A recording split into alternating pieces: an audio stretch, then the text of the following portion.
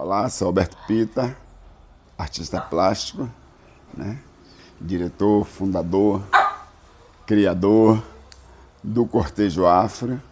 Eu que durante muitos anos fiquei à frente do departamento de arte do Olodum, né? Ajudando a pensar, a fazer as fantasias, fazer o carnaval do bloco.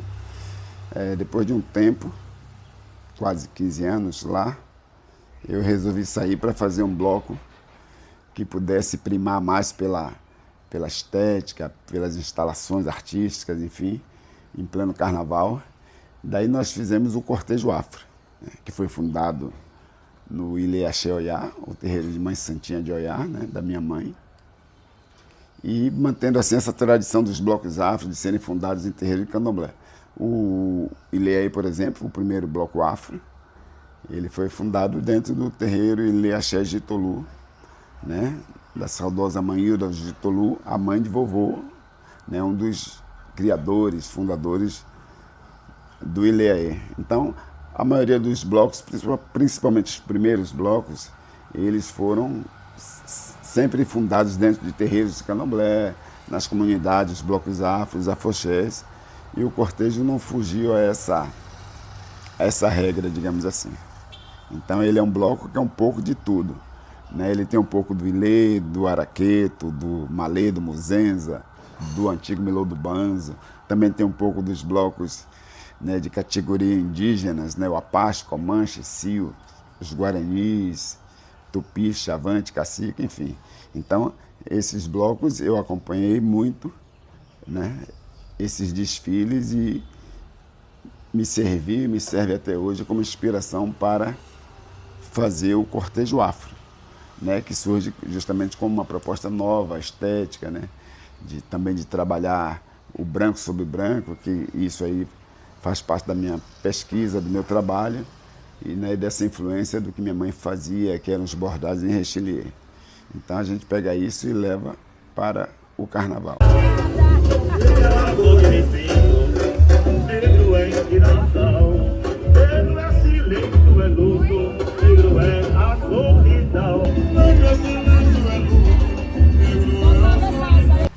O que me faz arrepiar, vendo o carnaval, vendo o cortejo afro, vendo... Não, é tudo o tempo inteiro, na verdade, porque, de certo modo, a gente já está preparado para tudo isso. Mas, ao mesmo tempo, tudo termina sendo uma surpresa. Eu fui ver a saída do Ilê, que faz isso há 50 anos, mas ontem eu percebi momentos diferentes na saída do Ilê. Talvez me chamou a atenção coisas que eu não tinha percebido antes, assim, né? E que acontece, né? Que com certeza deve ter acontecido outros anos. Fazer isso, fazer o carnaval, ainda me emociona. O cortejo desfilou na sexta-feira, né, dia 13, sexta-feira 13, e foi um desfile completamente diferente do que a gente fazia, né? Até porque me surpreendeu o fato do bloco estar muito grande, né? E esse ano nós só saímos com um carro, né? Com um carro alegórico, carro de som e alegórico ao mesmo tempo, né? Os últimos anos o cortejo tem feito carro alegórico. E mesmo com um carro só, ainda assim, ele estava muito grande, né? Isso significa que as pessoas estão, a cada ano que passa, se interessando pelo que a gente faz, né? Procurando, querendo participar.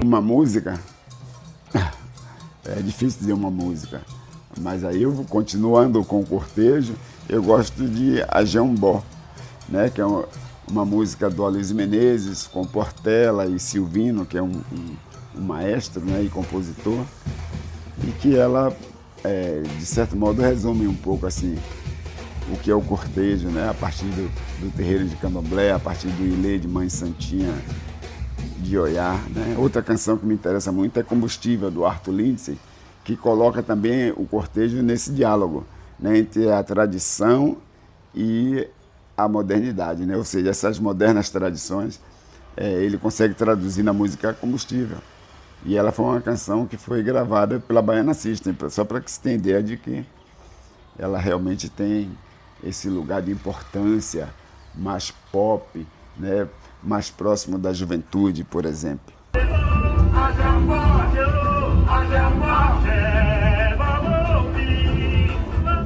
Eu penso o carnaval, o tecido, a estamparia, o que vai ali, o que a gente está querendo comunicar, né, a cada programação, a cada intervenção visual no pano, tudo isso já vem pensando no próprio figurino, né? Então, uma coisa é você pensar em indumentária, outra coisa é você pensar o figurino do cotidiano, né? É completamente diferente. Quando você pensa a estampa e pensa em indumentária, você está pensando no carnaval, está pensando na fantasia, está pensando como isso vai comunicar, né? Numa certa distância e tal, como isso vai suscitar interesse das pessoas e de chegar perto, de querer ler nos panos, querer entender aquilo. Isso é uma coisa. Mas quando você trabalha com uma outra perspectiva, que é da moda, né? Então, por exemplo, nos últimos anos a gente tem sido convidado para fazer trabalho em parceria com a Farm, por exemplo. Então eu sei para onde esse trabalho vai, né? A gente sabe as pessoas que vão usar, as pessoas que têm condições, inclusive, de comprar um look da Farm Alberto Pita. Aí é uma outra lógica, claro, entendeu? Porque você passa a fazer releituras do seu trabalho cotidiano, passa a fazer releitura daquilo que você faz para o pano do bloco, né? Então é um pouco diferente, mas com esse sentido mesmo de colocar ali um pouco da sua arte, que termina sendo, a moda é artes plásticas aplicadas, né? Você chega e faz algumas intervenções, traz alguns conteúdos que uns ficam só na passarela e outros a gente sabe que vai para a rua, é prêt-à-porter, né? Vai para o cotidiano, enfim. Então você tem que pensar um pouco diferente quando faz isso. Esse ano o Cortejo Afro, pela primeira vez, homenageia um país africano, né? Desde o início, desde o primeiro ano, eu sempre pensei o bloco trazendo outros conteúdos para o carnaval, outras temáticas, outras visões, assim, que a gente pudesse construir um discurso em que o que você apresentar teria a participação de todos. Então, o cortejo, os temas eram quase sempre como uma consigna, aquilo que você lançava, que você dizia e as pessoas vinham contribuindo. Então, já fizemos temas como comida e tradição, né, para falar sobre a comida, para falar sobre a relação à mesa, né, e essa relação e a mesa enquanto status, para falar sobre fome no mundo, para falar sobre a diferença que só quem é do meio sabe da comida de santo e a comida do cotidiano, onde você usa os mesmos ingredientes, digamos assim.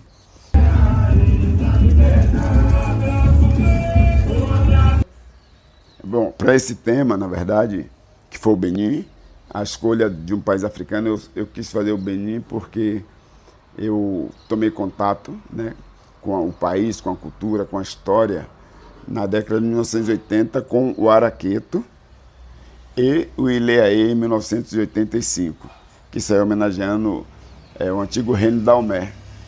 E eu sempre pensei, se um dia eu for fazer um tema homenageando o país africano, eu acho que eu vou fazer o Benin, porque também tem uma relação muito forte com a Bahia, né? Tem uma relação religiosa, cultural, né? Na culinária também, e essa coisa dos retornados, né? Então, isso me chama atenção, me chamou a atenção, e também os emblemas, né? Que chamam os emblemas zoomórficos, né? Que são os emblemas dos reis, né? Os símbolos dos reis do antigo Daomé, né? E suas histórias, a história do reguezo com o seu meio-irmão, a Dandozan, e o seu pai, a Gonglô. Então, e que a mãe do Reguezo veio para a Bahia, foi vendida e veio para a Bahia, né, chamada Nagontimé, e depois daqui ela vai para o Maranhão e funda a Casa das Minas, né, que é o candomblé do Maranhão, né, que é o candomblé dos voduns, dos baigum, etc. Então, toda essa relação a gente traz no carnaval. Brau me chamou para apresentar uma proposta de abadá para Timbalada. Eu falei, não quero não, eu quero o cordeiro, deixa a Raiviana fazer. Sério, eu digo sério, me deu os cordeiros. Só que são 1000 cordeiros na Timbalada. Eu fiz 1000 fantasias para Timbalada. Bermuda, o bubu e uma bata, tudo tecido, estampado. E eu usei coisas do Benin, olha só que coincidência. Olha só, eu usei aqueles símbolos, os emblemas dos reis, né? E foi bacana, porque o fulhão da Timbalada começou a trocar a roupa. Assim, gostava da do cordeiro. Tirava mesmo, trocava. E aí o cordeiro estava segurando a corda e vestido de fulhão. E ninguém sabia o que era. E a polícia, que normalmente passa assim, cutucando, não conseguia fazer, porque ela não sabia. Tinha um monte de branco na corda, né? Assim, e os caras vestidos com a fantasia, tudo trocado. E aí eu lembro que Brau passou, ainda falou, me viu ali no Cristo. Aí falei, Pita, porra, você me arrumou um problema retado para ir, as cordas, não sei o que, não sei o que, mas tudo bem, tudo bem, tudo bem, naquela maluquice dele, e cantando Água Mineral. Eu lembro que foi a música que foi lançada nesse mesmo ano, né? E eu fiz a roupa dele com um monte de copinho de água mineral, a gente fez umas coisas e ele usou, fiz com uma irmã minha. E foi bom. Aí no ano seguinte a Daniela Mercury já pegou todo o cordeiro, os cordeiros tudo, ela mandou fazer roupas com bandeiras de vários países, que ela entendia que eram países progressistas. Tudo com bandeira de vários países assim. Ela mandou fazer para os caras. Eu digo, olha só como o efeito vai, né? Porque a corda, quando vem um bloco de lá, a primeira coisa que as pessoas veem é a corda. Então, se a corda estiver toda ferrada, favelada, mal vestida, o bloco também está. E aí as pessoas não se dão conta disso, né? Eu tento sempre fazer alguma coisa melhor. Aí esse ano eu retomei e no próximo ano eu vou fazer melhor ainda, jogar duro. Porque a corda é um bloco.